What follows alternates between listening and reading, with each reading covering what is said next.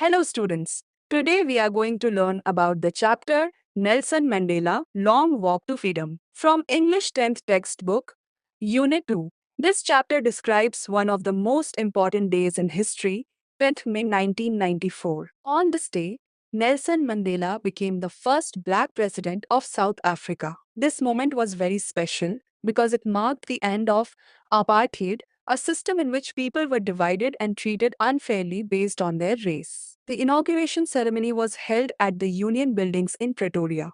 Many world leaders and dignitaries from over 140 countries attended the event. Mandela described this gathering as a rainbow nation, where people of different colors and cultures came together in unity and peace. In his speech, Mandela spoke about the long years of struggle and suffering faced by his people. He called apartheid an extraordinary human disaster because it caused deep pain, injustice, and inequality. But he also described the new freedom as a glorious human achievement, showing hope for a better future. Mandela thanked all the international leaders and citizens who supported South Africa in its journey towards freedom. He promised to build a country where all people would have equal rights without any discrimination based on race, gender, or background. He strongly said that oppression would never return to this land. Mandela also shared his thoughts about courage. He said that courage is not the absence of fear, but the victory over it. A truly brave person is not someone who never feels fear, but someone who faces and overcomes it. He believed that people are not born hating others. Hate is something that is learned over time. And if people can learn to hate, they can also be taught to love. According to Mandela, love is more natural to the human heart than hatred.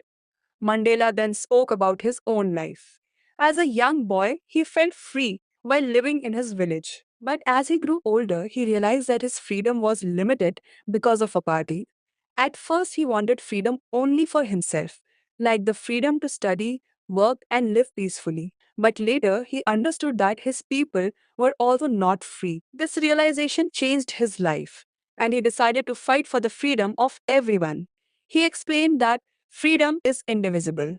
This means that if one person is not free, then no one is truly free. He also said that even the oppressor is not free because hatred and prejudice trap them in a prison of their own minds. In conclusion, this chapter teaches us that true freedom means equality, dignity, and justice for all. It reminds us to be brave, to stand against injustice, and to believe in the power of unity and humanity. Thank you. Subscribe my channel.